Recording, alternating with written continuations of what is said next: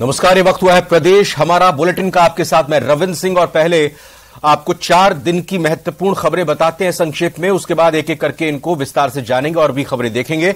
दरअसल आज की एक महत्वपूर्ण खबर यह है कि कांग्रेस से जुड़ी यह खबर है। कांग्रेस स्क्रीनिंग कमेटी की आज की बैठक खत्म हो गई है। बैठक के बाद गौरव गोगोई ने कहा कि जो जिताएंगे वही आगे बढ़ेंगे। तो सीएम गहलोत ने बड़ा बयान देते हुए कहा है कि जुडिशरी में भयंकर भ्रष्टाचार है। उधर टोंक में संत की हत्या मामले में जमकर सियासत हो रही है। बीजेपी ने कांग्रेस पर हमला बोला है। वहीं जयपुर में 24 स्कूलों की मान्यता रद्द होगी। हमारे पास आए हमने मुख्यमंत्री अशोक गहलोत ने आज जुडिशरी पर सवाल उठाया है। तो वहीं केंद्र सरकार पर भी उन्होंने हमला बोला। सीएम ने कहा कि जुडिशरी में भयंकर करप्शन हो रहा है। सुनिए मुख्यमंत्री ने क्या कुछ कहा। मैं मेरे अप्रोच रखता हूँ खुद की। आज जो बताइए इतना करप्शन हो रहा है जुडिशरी के अंदर, इतना भयंकर करप्शन है। कई वकील लोग तो मैंने सुना है लिख के ले आते हैं जजमेंट, और जजमेंट वो आता है। क्या हो रहा है जुडिशरी के अंदर, चाहे लोअर हो चाहे अपर हो, हालात बड़े गंभीर है। ये देशवासियों को सोचना चाहिए। और सरकार अगर ईमानदारी से काम करना चाहती है, अगर आरएसएस के अंदर जो अपना आपको चाल चेहरे की बात करते थे लोग विश्वास करते थे भाई आरएसएस जो है ये संगठन अलग तरह का संगठन है, हम अलग दिखने वाले लोग हैं, खुद कहते थे। आज उनका चाल चेहरा कहाँ चला गया। ना बीजेपी का है ना आरएसएस का है। हालात बड़े गंभीर है देश के अंदर। मोदी सरकार हर मोर्चे पर बैक फुट पे आएगी। अभी जो शुरुआत हुई है उनकी, शिवराज सिंह जी ने भी 450 कर दिए। तो ये हमारा जो कदम है, हमारा कदम प्रोग्रेसिव है, जिसको कहते हैं प्रोग्रेसिव कदम है ये। और ये कदम एक नहीं उठाए गए हैं। हमने देखिए गिग वर्कर्स एक्ट बनाया, आज दुनिया के अंदर उसकी तारीफ हो रही है। आर्टिकल आ रहे हैं दुनिया में कि ये एक्ट जो बना है राजस्थान सरकार ने बनाया, ऐसे एक्ट हर राज्य में बनने चाहिए। और ये आर्टिकल मैंने पढ़ा कि दुनिया के मुल्कों का आगे आना चाहिए। दुनिया भर में 15-20 साल से ये पैदा हुआ उबेर और ओला वगैरह, तो वहां पे भी एक्ट बनना चाहिए जिससे गिग वर्कर्स का उनको सिक्योरिटी मिल सके। इतना क्रांतिकारी एक्ट बनाया हमने, ठीक है। उसी प्रकार से जो मिनिमम इनकम गाइडलाइन बना दिया राजस्थान के अंदर। कांग्रेस स्क्रीनिंग कमेटी की बैठक आज दिन भर चली, वो खत्म हो गई है। कल उदयपुर में स्क्रीनिंग कमेटी जाएगी। उदयपुर बांसवाड़ा के नेताओं से संवाद होगा। और इस बैठक के बाद गौरव गोगोई ने कहा है कि जो जिताएंगे वो आगे बढ़ेंगे। इतिहास बनने वाला है और एक बार फिर से कांग्रेस की सरकार बनेगी। कांग्रेस स्क्रीनिंग कमेटी के चेयरमैन हैं गौरव गोगोई। आपको बता दें कितना उमंग है, कितना उत्साह है। और हम भी चाहते हैं कि ज्यादा से ज्यादा लोगों से हम मिले। पूरे 2-2.5 दिनों में पूरे प्रदेश से लोग हमारे पास आए। हमने कोशिश की कि हम सबकी बात सुने, सबकी दरखास्त ले। और सभी में जो उत्साह है, हम तो चाहते हैं कि निर्वाचन आज ही हो जाए, हमारा पार्टी जीत रहा है। जो हम जीतने वाले हैं, जो जिताएंगे वही आगे बढ़ेंगे। इतिहास बनने वाला है, दोबारा कांग्रेस पार्टी जीतने वाली है। राजधानी जयपुर के 24 स्कूलों की मान्यता रद्द होगी। दरअसल आरटीई एडमिशन में लापरवाही बरतने पर यह कार्रवाई होगी। शिक्षा विभाग 24 नामी गिरामी स्कूलों की मान्यता रद्द करेगा। शिक्षा विभाग ने निदेशालय को इस संबंध में रद्द करने के लिए प्रस्ताव भेजा है। स्कूलों की अगर बात करें तो Neerja Modi, Kapil Jnanpith, Cambridge court, the palace school इसमें शामिल हैं। इसके अलावा विद्या आश्रम स्कूल, जयपुर स्कूल, रुक्मणी बिरला समेत 24 स्कूलों पर गाज गिरेगी।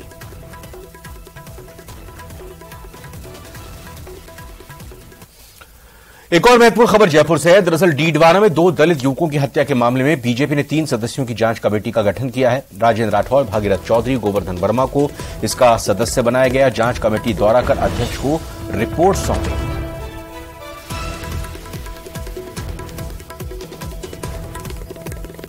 और वहीं टोंक मामले को भी अगर देखें, जो आज सुर्खियों में रहा, संत की हत्या के मामला है। बीजेपी ने इसमें भी 3 सदस्यीय जांच कमेटी का गठन किया है। सुविधानंद, बाबा बालकनाथ और जौनापुरिया को सदस्य बनाया गया। जांच कमेटी दौरा कर अध्यक्ष को इसकी रिपोर्ट सौंपेगी।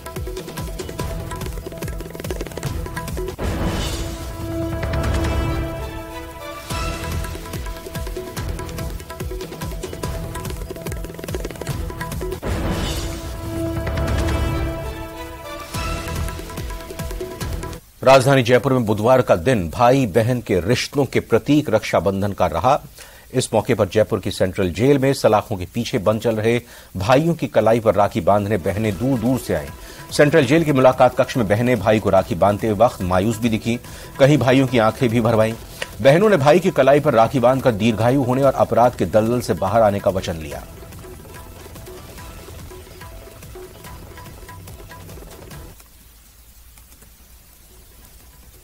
देखिए, 1 साल के बाद में अपनी बहनों को इंतजार होता है कि जेल में बंद अपने भाइयों की कलाई पर राखी बांधे, उनके तिलक करे, उनकी लंबी उम्र की कामना करे, साथ में ये कामना करे कि उनका भाई जल्द से जल्द इन सलाखों के पीछे से बाहर आए। और वही दृश्य जो है आज वो जयपुर में देखने को मिल रहा है, जहां पर ये एक तरफ ये जेल है और वहीं पर मैं आपको दिखाऊंगा कि मुलाकात कक्ष के बाहर काफी संख्या में महिलाएं यहाँ पर सबसे पहले 3 चेकिंग पॉइंट बनाए गए, जिनमें सबसे पहले आप देख सकते हैं कि ये जो चेकिंग पॉइंट है यहाँ पे उनके जो है अंदर कमरे में चेकिंग की जा रही है। वहीं पर इस मुलाकात कक्ष में महिलाएं जो हैं बाहर की तरफ वेट कर रही हैं। तो ये वो सेल है मुलाकात कक्ष में, इसी सेल में पीछे की तरफ बंदी है और यही जो बहनें हैं वो अपने भाई की यहाँ पे कलाई पर राखी बांधने के लिए अंदर उनको भेजा जा रहा है। करीब 1 फुट का ये गलियारा है। मैं सबसे पहले दिखाना चाहूंगा कि ये 1 फुट का गलियारा है, जिसमें भाइयों की राखी बांधने के लिए जो बहनें हैं वो यहाँ पर आ रही है। कुछ बंदी हमारे साथ मौजूद है।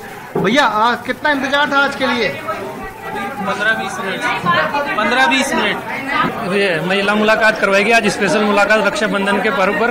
उसके लिए बाहर टेंट की अच्छी व्यवस्था है, बैठने के लिए कुर्सियां लगाई गई है और पानी के टैंकर आए हैं, पानी के कैंपर आए हैं और पानी की अच्छी व्यवस्था है। सबको लिस्ट वाइज अपन लिस्ट बना रहे हैं, गेट में एंट्री होती है किससे मिलना है, वो लिस्ट अंदर जाती है, उसी लिस्ट से बंदी अंदर आते हैं और जाली से बंदी से बहनों से मुलाकातें करवाई जा रही है। किस सिलसिला शुरू हुआ था मुलाकात करने का? सुबह 9 बजे से मुलाकात शुरू है और अब लगभग 500 के समथिंग बहनें अपने भाइयों से मुलाकात कर चुकी है।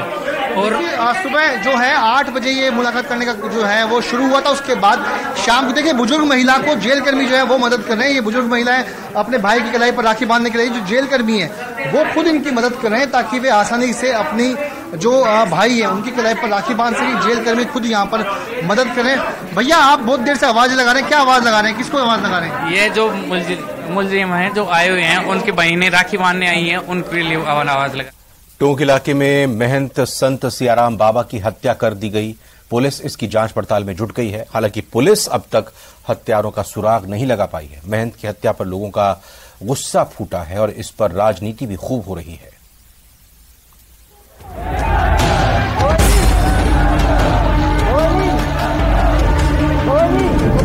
टोंक में महंत की हत्या से सनसनी, हत्या पर फूटा लोगों का गुस्सा। टिक्की का बाजार करवाया बंद, बीजेपी ने सरकार पर साधा निशाना। टोंक के मालपुरा के डिग्गी में अपराधियों ने एक बार फिर पुलिस को चुनौती दी। यहां अपराधियों ने मंगलवार की देर रात को महादेव मंदिर के महंत सियाराम दास बाबा भूरिया की हत्या कर दी। महंत की हत्या की खबर से पूरे इलाके में सनसनी फैल गई।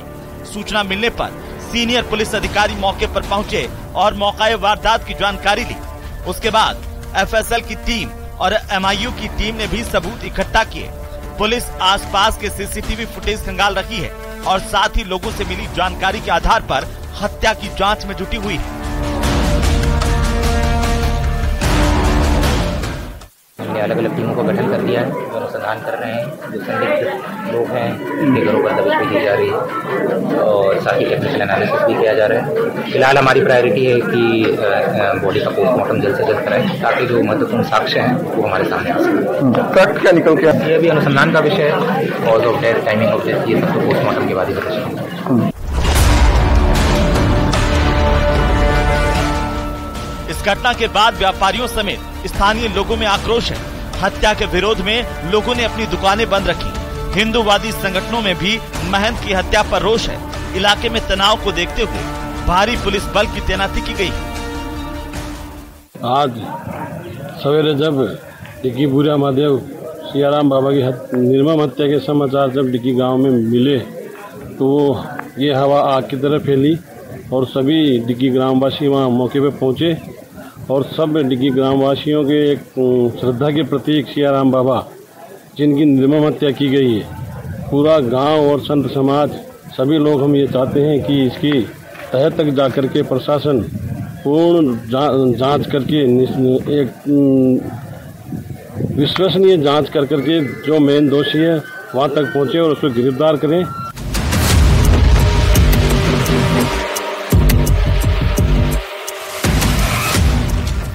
वहीं महंत की हत्या पर राजनीति भी तेज हो गई है। केंद्रीय मंत्री गजेंद्र सिंह शेखावत ने अपने हैंडल से लिखा है, बहुत दुखद कि टोंक क्षेत्र के महंत संत सियाराम दास बाबा जी की निर्ममता से हत्या कर दी गई।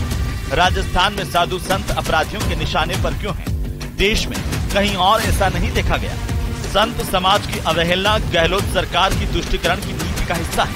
अपना वोट बैंक बनाए रखने के लिए कांग्रेस साधु संतों को प्रताड़ित करने वाले असामाजिक तत्वों को प्रोत्साहित करती है। यह ऐसा पाप है जिसका दंड शीघ्र ही मिलेगा। तो वहीं बीजेपी सांसद सुखबीर सिंह जौनापुरिया ने भी घटनास्थल का दौरा किया और वारदात की निंदा की। उन्होंने कहा कि राजस्थान में फिलहाल कोई सुरक्षित नहीं है। आज अभी आके पता लगा है कि भूरिया महादेव जी महाराज के यहाँ पर बहुत लंबे समय से, वो करीब 45-50 साल से एक संत वहाँ थे। उन महाराज जी का अभी आज रात को वध कर दिया गया, उनका नृशंस हत्या हुई है। मैं समझता हूँ उनकी हत्या जिस स्वरूप में हुई है वो इतने, मतलब मैं कहूँ उसको किस शब्दों में उनका वो करूँ कि जिस हिसाब से उनकी गर्दन अलग है, ये हाथ अलग है, जिस हिसाब से अभी पता लग रहा है। मैं समझता हूँ ऐसी नृशंस हत्या तो आज की डेट में पता नहीं क्या एक लोगों में वो हो गया। सरकार के प्रचार प्रसार में लगा हुआ है। आज हमारे टोटल काम भी बंद हो गए और जिस हिसाब से हत्याएं हो रही हैं, मैं समझता हूँ जितनी घोर निंदा की जाए उतनी कम है, क्योंकि प्रशासन को परवाह नहीं है। प्रशासन ने कोई कुछ ही करता जाओ, प्रशासन बेधड़क हो रहा है। 93 साल के महंत सियाराम दास बाबा 50 साल से आश्रम में रहकर शिव मंदिर में पूजा करते थे। इस आश्रम में पिछले 6 महीने में 2 बार चोरी की वारदात हो चुकी है, लेकिन डिग्गी पुलिस चोरी का खुलासा करने में नाकाम रही। टोंक से न्यूज़ 18 राजस्थान के लिए दौलत पारिक की रिपोर्ट। और इधर चुनावी माहौल तैयार करने के लिए बीजेपी की निकाली जा रही परिवर्तन यात्राओं से ठीक पहले वरिष्ठ नेता कैलाश मेघवाल की बयानबाजी ने बीजेपी में उठने वाले बवंडर की तरफ इशारा कर दिया। हालांकि पार्टी ने मेघवाल को नोटिस जारी कर जवाब मांगा है, लेकिन इस बयानबाजी के सियासी मायने बहुत गहरे हैं। इस रिपोर्ट में देखिए। चुनावी वर्ष, बीजेपी का संघर्ष। सीएम ने कहा कराएंगे करप्शन की जांच। अगर हुई जांच तो आएगी बीजेपी पर आंच। कैलाश मेघवाल के बयानों से उठा बवंडर। पार्टी में गुटबाजी को फिर मिली हवा। मोदी सरकार की छवि पर माना जा रहा आघात। बीजेपी के राष्ट्रीय नेतृत्व को मानी जा रही चुनौती। बात निकलती है तो बहुत दूर तलक जाती है, खासकर तब जब माहौल चुनावी हो, मौसम घोर सियासी हो, किसी की आफत किसी की राहत बन जाती है, दूसरे को कटघरे में खड़ा करने का कारगर हथियार बन जाती है। तभी मंगलवार को बीजेपी के दिग्गज कैलाश मेघवाल की जुबान की निकली हुई एक बात ने बीजेपी के लिए विवादों का बवंडर खड़ा कर दिया है। कांग्रेस के लिए राहत मानी जा रही है। बुधवार को प्रदेश के मुखिया सीएम गहलोत ने कैलाश मेघवाल के आरोपों का न सिर्फ समर्थन किया, बल्कि कैलाश के आरोपों की जांच करवाने की बात भी कही। वो आरोप उनका लगा हुआ, बिल्कुल वो ठीक बोल रहे हैं। हम उनकी जांच करवा रहे हैं। मुझे मालूम पड़ा कि बहुत बड़ा करप्शन हुआ इनके वक्त में, दबा दिया गया उसको। हाईकोर्ट से इसे ले रखा इन लोगों ने और किसी परवाह नहीं करी। हम तो पीछे की पड़ते नहीं है। गौरतलब है कि पार्टी लीग से हटकर बयान देने के लिए मशहूर बीजेपी नेता और पूर्व विधानसभा अध्यक्ष कैलाश मेघवाल ने मंगलवार को शाहपुरा में आयोजित एक कार्यक्रम में केंद्रीय मंत्री अर्जुन राम मेघवाल पर निशाना साधते हुए उन्हें भ्रष्टाचारी नंबर 1 बताया था। अर्जुन राम मेघवाल के खिलाफ पीएम मोदी को खत लिखने की बात कही थी। ये अर्जुन मेघवाल भ्रष्ट नंबर 1 है। इसके मुकदमे चल रहे आज भी भ्रष्टाचार के। मैं प्रधानमंत्री नरेंद्र मोदी को लिखूंगा, इस भ्रष्टाचार को इस मंत्रिमंडल से बाहर करो। ये है प्रमाण मेरे इसके खिलाफ मुकदमे चलने का। कैलाश मेघवाल के आरोपों पर उठे सियासी बवंडर पर अर्जुन राम मेघवाल ने बड़ा संयमित लेकिन सधा हुआ जवाब दिया। अर्जुन राम मेघवाल ने कहा कि कैलाश मेघवाल को संभवतः बीजेपी से टिकट नहीं मिल रहा है, इसीलिए वो कांग्रेस की ओर जा रहे हैं और उनकी आलोचना कर रहे हैं। तो पार्टी के वरिष्ठ नेताओं से भी वो मिले होंगे, उनको लग रहा होगा कि मुझे टिकट नहीं मिलेगी, तो वो कांग्रेस की तरफ जा रहे हैं। आपने देखा होगा उसी प्रोग्राम में वो कांग्रेस के मुख्यमंत्री की तारीफ कर रहे हैं। तारीफ नहीं कर रहे हैं, तारीफ करते थकते ही नहीं, इतनी तारीफ कर रहे हैं। तो जब वो कांग्रेस के मुख्यमंत्री की तारीफ कर रहे हैं तो मेरी आलोचना करेंगे, स्वाभाविक है। तो राजनीतिक मुद्दा हो गया ना फिर तो। जब वो कांग्रेस में जा रहे हैं, कांग्रेस ही उनको टिकट मिल रही है, तो मेरी आलोचना करेंगे, स्वाभाविक है। अब कैलाश मेघवाल के बयान के सियासी मायने समझिए। दरअसल प्रदेश बीजेपी में गुटबाजी से आला कमान भी अनभिज्ञ नहीं है। यही वजह है कि इस बार पार्टी पीएम मोदी के चेहरे के जरिए ही चुनाव मैदान में उतरी है। पार्टी ने गुटबाजी को पूरी तरह खत्म करने के लिए ही परिवर्तन यात्राओं में से किसी एक चेहरे के बजाय सामूहिक नेतृत्व में यात्रा निकालने का फैसला किया है। चूंकि अर्जुन राम मेघवाल मोदी सरकार में मंत्री हैं, इसीलिए मेघवाल पर भ्रष्टाचार का आरोप लगाने से मोदी सरकार की छवि पर भी असर पड़ता है। इसके अलावा टिकट को लेकर भी कैलाश मेघवाल के बयान पार्टी को असहज करते हैं। मेघवाल ने टिकट के लिए दिल्ली और जयपुर चक्कर लगाने के बजाय घर पर टिकट भेजने की बात कहकर पार्टी आलाकमान को आईना दिखाने की कोशिश की है। इस बयान को शीर्ष नेतृत्व को चुनौती के साथ ही चिढ़ाने वाले बयान के रूप में भी देखा जा रहा है। यही कारण है कि पार्टी ने भी कैलाश मेघवाल को नोटिस जारी कर 10 दिनों में जवाब मांगा है कि इन्होंने किसी तरह का अनुशासन भंग नहीं किया है, तो उस कार्रवाई को वहां समाप्त कर देते हैं। पर यदि पार्टी के अध्यक्ष उससे संतुष्ट नहीं है जवाब से, तो वो इसकी आगे की जांच के लिए और उसकी एक रिपोर्ट तैयार करने के लिए पार्टी की अनुशासन समिति को मामला सौंपेंगे। दरअसल बीजेपी ने केंद्रीय मंत्री अर्जुन राम मेघवाल को कई जिम्मेदारियां दे रखी हैं, चाहे केंद्र में कानून मंत्री का जिम्मा हो या फिर प्रदेश में संकल्प पत्र समिति के संयोजक का। इसके अलावा अर्जुन राम मेघवाल प्रदेश बीजेपी की ज्वाइनिंग कमेटी में भी हैं। बीजेपी भीमराव अम्बेडकर के बाद किसी दलित को कानून मंत्री बनाए जाने को प्रचारित कर दलित वोट बैंक को साध रही है। ऐसे में राजस्थान में बीजेपी के मुख्यमंत्री फेस के रूप में अर्जुन राम मेघवाल का नाम खुद ही चर्चाओं में है। कैलाश मेघवाल के बयान को अर्जुन राम मेघवाल की दावेदारी को खत्म करने के रूप में भी देखा समझा जा रहा है। लेकिन सवाल ये उठता है कि कैलाश मेघवाल का ये बयान क्या अर्जुन राम मेघवाल को कमजोर करने के लिए दिया गया था या कांग्रेस को मजबूत करने के लिए। सवाल ये भी है कि क्या ये बयान बीजेपी के चुनाव अभियान को बड़ा झटका दे सकता है, और सवाल ये भी कि आखिर बीजेपी का आला कमान अब कैलाश मेघवाल जैसे वरिष्ठ और अनुभवी नेता से निपटने के लिए कौन सी तरकीब अपनाएगा। न्यूज 18 राजस्थान के लिए जयपुर से सौरभ गृहस्थी की रिपोर्ट। और फिलहाल वक्त हुआ एक छोटे से ब्रेक का।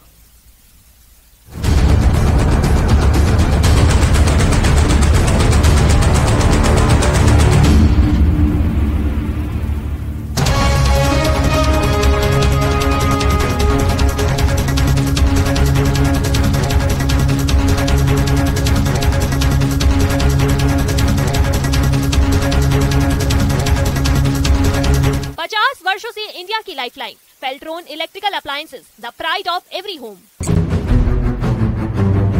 का भूरिया महादेव मंदिर में शव मिला है। सूचना पर डिग्गी थाना पुलिस मौके पर पहुंची, जांच जारी है।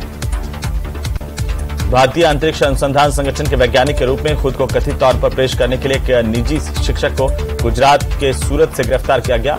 गुजरात में शख्स ने खुद को इसरो का वैज्ञानिक बताया था।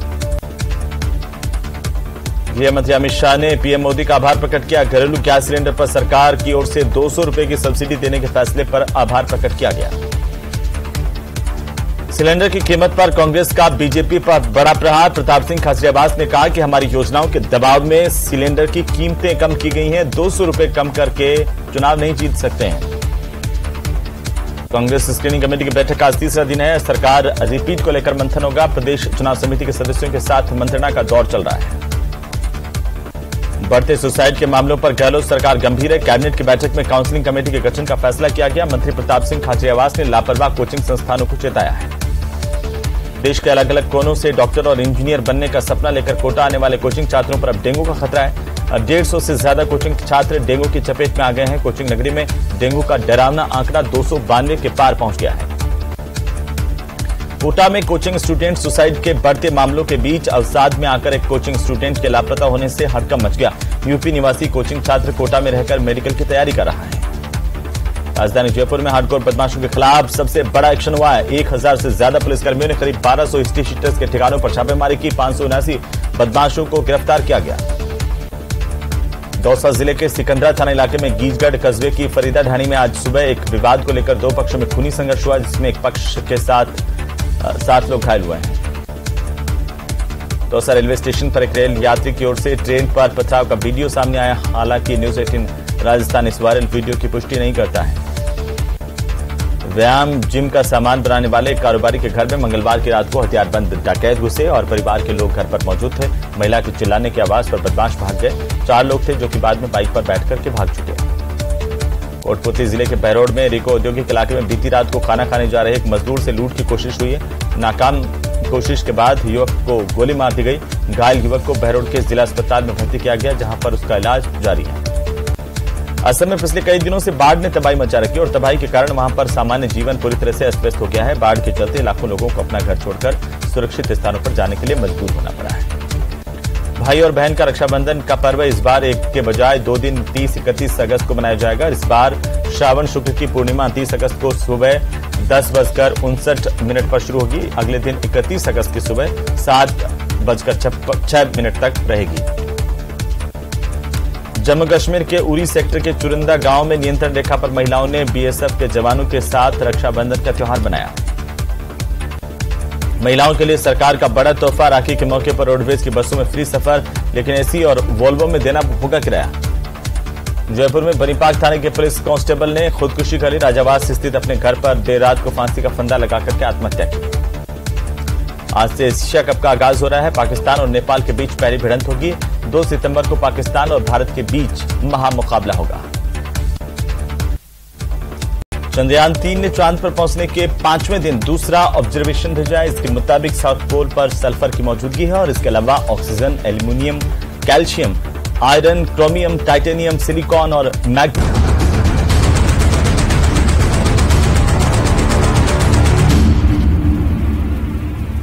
ब्रेक के बाद खबर डूंगरपुर से, जहां सांगवाड़ा थाना से एक सनसनीखेज मामला आया है सामने। एक बुजुर्ग की उसकी पत्नी, बेटे और बेटी ने मिलकर हत्या कर दी, जिसमें विधवा बेटी के प्रेमी ने भी साजिश में साथ दिया। पुलिस ने मामले की जांच करते हुए सभी वारदात में शामिल आरोपियों को गिरफ्तार कर लिया है। दरअसल मृतक के शव पर चोट के निशान मिलने के बाद पुलिस ने हत्या की आशंका जताकर जांच को शुरू किया। मामले की तफ्तीश में मृतक की बेटी के प्रेमी की खोजबीन कर रही थी। आरोपी के पकड़े जाने के बाद मामले की गुत्थी सुलझी और सभी शामिल आरोपियों को हिरासत में लिया गया। पोस्टमार्टम रिपोर्ट से पाया गया कि हेमंत जोशी की जो मृत्यु है वो उसके शरीर पर आई हुई चोटों की वजह से हुई है, जिस पर एसपी साहब कुंदन जी गवारिया के निर्देशन में एक टीम गठित की गई और उक्त मामले में हत्या का प्रकरण दर्ज किया जाकर उसमें गहनता से अनुसंधान किया गया। अनुसंधान से मृतक की हत्या उसके परिजनों द्वारा किया जाना पाया गया, जिस पर उसकी पत्नी एवं मुकेश से गहनता से अनुसंधान किया गया तो उन्होंने हत्या में अपनी लिप्तता होना बताया गया। दोनों को गिरफ्तार करके जेसी कराया गया। इधर दौसा में बदमाशों और पुलिस की मुठभेड़ के मामले में आज एक बार फिर से दौसा पुलिस को बड़ी सफलता हाथ लगी है। पुलिस ने फरार चल रहे आरोपी सौरभ जाट को भरतपुर के बड़ा गांव में दबिश देकर गिरफ्तार किया। दबिश के दौरान सौरभ जाट को पैर में चोट भी लगी है। इधर पुलिस ने आरोपी को आज गिरफ्तार करने के बाद अदालत में पेश किया, जहां से अदालत ने आरोपी सौरभ जाट को जेल भेज दिया है। दरअसल 23 अगस्त को दौसा जिले के सिकंदरा थाना क्षेत्र के रेटा गांव के नजदीक बदमाशों और पुलिस के बीच मुठभेड़ हुई थी। इस मुठभेड़ में पुलिस कांस्टेबल प्रहलाद सिंह को गोली लगी थी। वहीं घटना के दूसरे दिन यानी 24 अगस्त को पुलिस ने मुख्य आरोपी नवीन को गिरफ्तार कर लिया था। कांस्टेबल प्रहलाद सिंह की हत्या के मामले में दूसरे मुलजिम सौरभ कुमार को कल हमारे द्वारा भरतपुर के अलेना इलाके से गिरफ्तार किया गया। हमारी स्पेशल टीम के अजीत सिंह बड़सरा और साइबर सेल के प्रेम नारायण की महत्वपूर्ण भूमिका इस मामले में रही। और इसी खबर के साथ फिलहाल प्रदेश हमारा के बुलेटिन में इतना ही। आप बने रहिए न्यूज 18 राजस्थान के साथ।